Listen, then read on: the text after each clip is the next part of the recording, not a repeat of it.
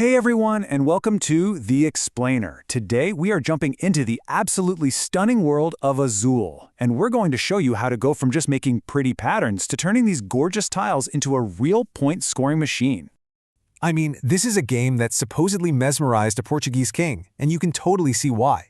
It's become this huge modern classic because it just hits that perfect sweet spot. The rules are incredibly simple, but the strategy, it gets deep. So here's how we're going to break it all down. We'll start with setup, then cover the first steps to scoring, get into the real art of connecting tiles for big points, and finish it all off with some expert strategies. All right, let's get into it. And honestly, one of the best things about Azul is how fast you can get it to the table. Setup is an absolute breeze. Okay, so here's the deal. Everybody grabs a player board and a little score marker, just pop that on the 0 to start. Then you take these round cardboard discs, the factory displays, and put them in the middle of the table. For a 2-player game, you'll use 5. All 100 of these awesome chunky tiles, they go right into the cloth bag. And then whoever's going first just draws 4 random tiles for each of those factories. That's it. And just like that, you're all set up. So the whole idea, the core loop of the game is this. You're going to be drafting tiles from those factories in the middle. Now you have to take all the tiles of one color from a single factory. Your goal? To use them to complete these horizontal rows on the left side of your board, which we call your pattern lines.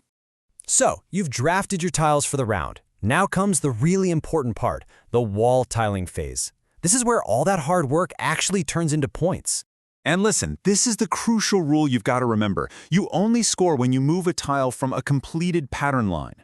So once a row on the left is totally filled up, just one of those tiles slides over to the matching colored space on your wall to the right. That is the moment of truth. That is when you score. So let's talk about that very first point. It's super simple.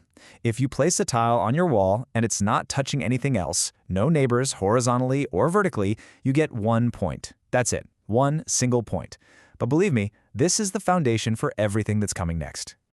But let's be real, we're not here to score just 1 point at a time, are we? No way. The real magic, where the massive scores happen, is when you start making connections. This is how the game really opens up. Okay, you're going to want to lean in for this, because this is probably the most important scoring rule in the whole game. When you place a tile, you score for that new tile, plus every other tile it's connected to in a continuous line, both horizontally and vertically. Right, so look here. On the left, that lonely tile is worth 1 point, just like we said. But on the right, when you add that second one, you don't just get 1 point for the new tile. No, you recount the entire line it just created. So 1, 2, that move is now worth 2 points. And this is where things get really juicy. A single, well-placed tile can score in 2 directions at the same time. So in this example, you place that one tile and bam, you've got a horizontal line of 3. That's 3 points. But wait, it also creates a vertical line of 2. That's another 2 points. You add them both together and you get 5 points for placing 1 tile. That's the kind of move that wins games. Okay, you get it. You know the mechanics of scoring now. But knowing the rules and knowing how to win are 2 very different things, right? So let's level up. It's time to start thinking like a master. This right here is probably the biggest hurdle for new players. You have to stop thinking of Azul as just your own little puzzle. It's not. It is a duel. You should be looking at what your opponents are doing just as much, if not more, than what you're doing. It's all about playing defensively and blocking them. And speaking of big points, let's talk about the end of the game. This chart says everything.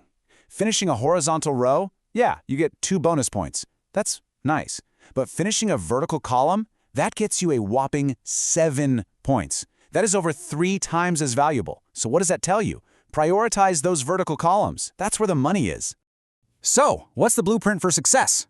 Well, the top players will tell you a few things. First, try to focus on those 3 middle columns to set yourself up for those big connection scores.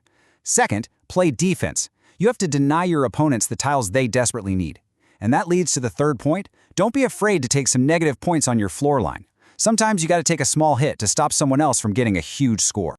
And if you think I'm kidding about taking negative points, get this. One analysis of high-level play found that top players lose, on average, almost 14 points per game from their floor. Just think about that. They are willingly taking those hits because they know it's part of a winning strategy. It's a calculated sacrifice. So really, it all comes down to this one mental shift. You start out thinking, how do I finish my own rows? But to really master this game, you have to start asking, how can I build my awesome connected chains while at the exact same time completely wrecking my opponent's plan by stealing the one color they need? It's a whole different ballgame. So there you have it. That is the blueprint for victory in Azul. Now the only question left is, what's your first move going to be? Go out there and build something beautiful and high-scoring. Thanks for joining us.